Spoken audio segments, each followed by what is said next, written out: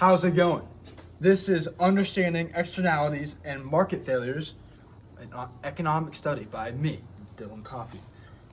Here we go. Okay, so understanding the market failures and why they occur. All right, so I think it's important to fully understand the market failures as a whole to begin with. So when reading about market failures, it's important to know what it means. Exactly what our book told us, I should say. So going by the definition of our book, it discusses that market failure is when markets allocate resources in a Pareto inefficient way. So diving deeper into that. When discussing market failures, it's important to introduce the topic of externalities. All right, so while reading in our book, it describes externalities or external effects as a positive or negative effect of a production, consumption, or other economic decision on another person or people that is not specified as a benefit or a liability in the contract.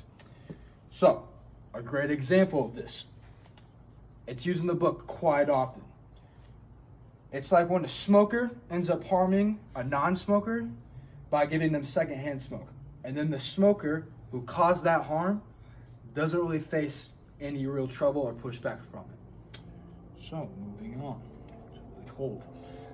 Understanding market failures and why they occur. This is just continued. So, market failures are interesting in the sense that they can occur because of many different activities. So, sometimes market failures can occur just due to the simple fact of there being a big lack of information in the sense that sometimes the data might not be available.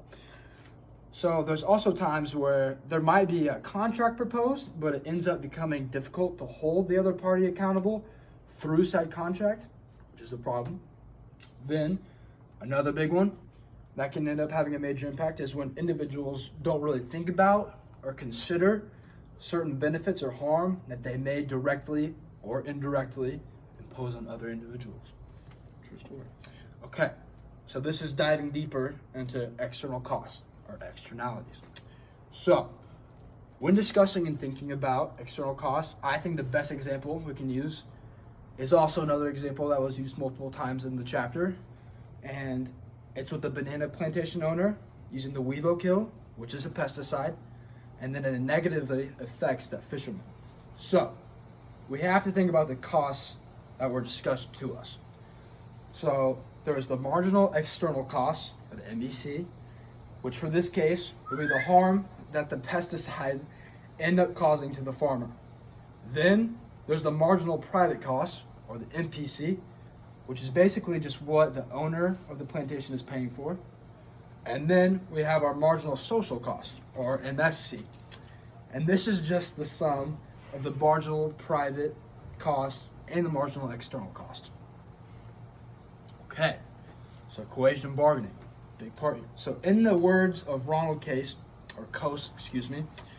who's an economist, who proposed and suggested that a lack of established property rights and other impediments, leading to high transaction costs may stand in the way of using bargaining to resolve externalities.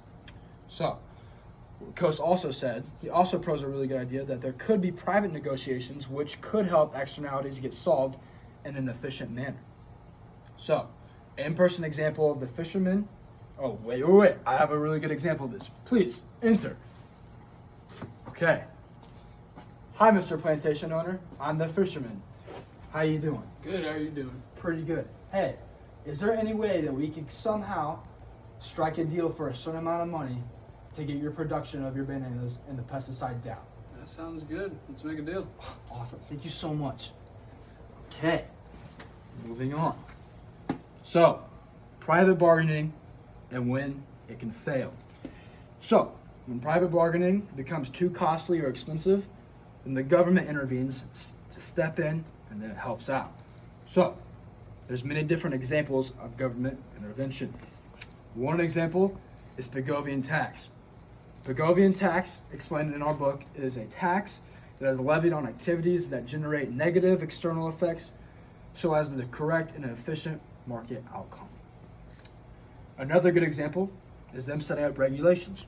So one way they can set up regulations, for example, is by capping productions on like a certain product, kind of like the banana, something like that. Okay, to conclude, chapter 12 was a very interesting chapter. I enjoyed reading it, and I think it's something that I can use in the future and keep on using, not just in life, but with my career and everything else. Thank you so much, and have a great day.